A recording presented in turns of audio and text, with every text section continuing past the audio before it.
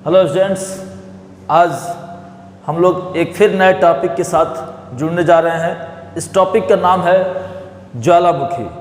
इसको इंग्लिश में बोलते हैं वोल्केनो। आपने कभी सोचा है कि ग्रीन प्लैनेट के रूप में जाने जाने वाली हमारी पृथ्वी के अंदर किस तरह की गतिविधियां सदैव चलती रहती हैं? तो ज्वालामुखी दरअसल एक तरीके की आग है। क्या है ये? ज्वाला। ज्वाला मीन्स आग और मुख मीन्स माउथ, यानी कोई एक ऐसा खुला हुआ मुख है जहाँ से हमेशा ज्वाला निकलती रहती है। अब क्वेश्चन ये है कि वास्तव में ज्वालामुखी की क्या परिभाषा होनी चाहिए और ज्वालामुखी को सामान्य शब्दों में कैसे समझ सकते हैं? तो इतना तो क्लियर है कि ज्वालामुखी एक तरीके की ज्वाला है जो किसी न किसी मुख से निकलती रहती है।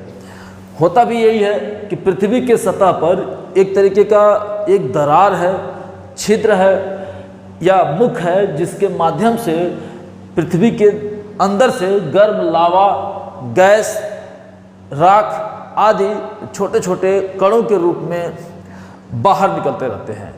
तो मेरा ख्याल है आप समझ पा रहे हैं मैंने क्या बताया कि ज्वालामुखी एक तरीके का दरार, छिद्र या मुख है जिसके माध्यम से गर्म लावा, राख, धूलकण जैसी चीज़ें निकलती रहती हैं।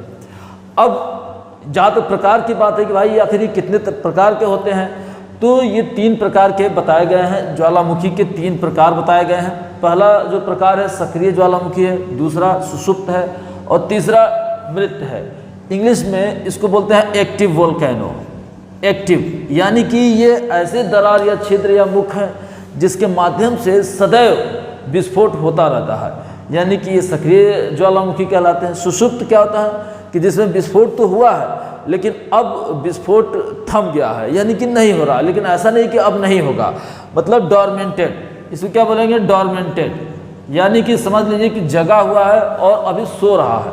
मे बी इन फ्यूचर कभी ऐसी स्थिति हो तो वहाँ पे जरूर विस्फोट होने के चांसेस बने हुए हैं, डॉर्मेंटेड। और जो तीसरा प्रकार है उसको बोलते हैं डेड वोल्केनो, यानी कि इसमें विस्फोट हो चुका है और अब यहाँ विस्फोट होने की कोई चांसेस नहीं है। इसको हम मृत ज्वालामुखी कहते हैं, यानी कि इसमें कभी विस्फोट नहीं हो सकता। एक फिगर के माध्यम से हम समझते हैं। ये ज्वालामुखी का एक फिगर बनाया गया है।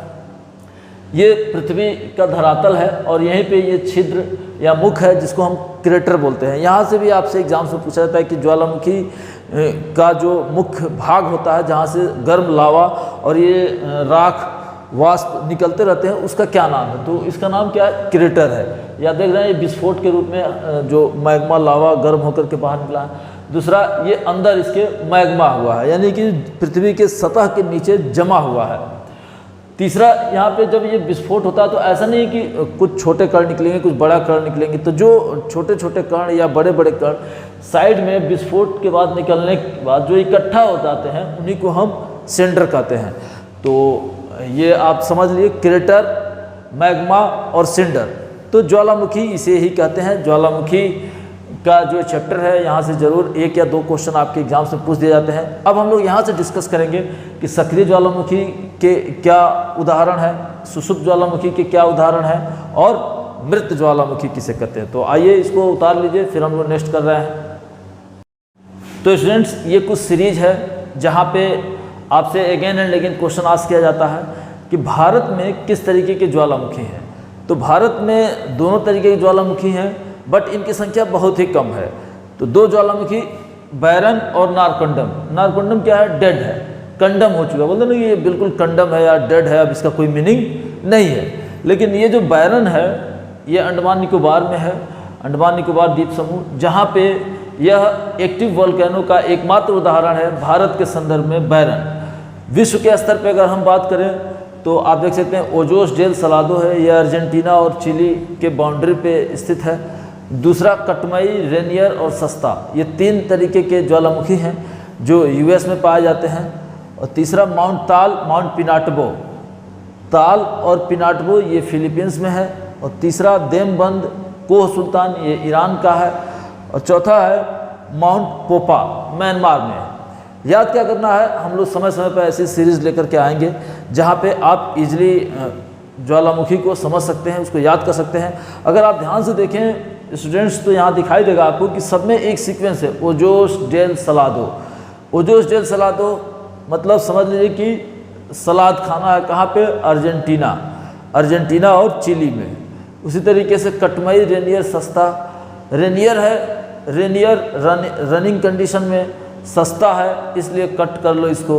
तो ये कहाँ है, यूएस में। ट्रिकली, ट्रिकली याद करना है, बहुत इसमें दिमाग नहीं लगाना है। माउंट ताल, माउंट पिनाटबो, ताल और टर्बो, टर्बो एक गाड़ी का इंजन को बोलते हैं ना, टर्बो कंपनी का इंजन होता है।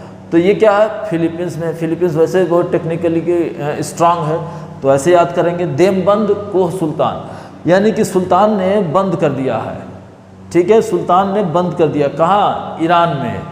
और माउंट पोपा, पोपा कहाँ पे है, पोपा बजेगा तो बहुत मार खाओगे, यानी भोपा जैसे होता है ना, भोपा बजाना, हॉर्न बजाना। तो ऐसे ही याद कीजिए, बस याद करने से मतलब है, यहाँ से directly straight forward question ask किए जाते हैं। मेरा ख्याल है आपको समझ में आ रहा है। अपने लाइक्स और कमेंट्स ज़रूर शेयर करें ताकि हमें और बेहतर वीडियो बनाने का चांस मिल सके। Okay, thanks.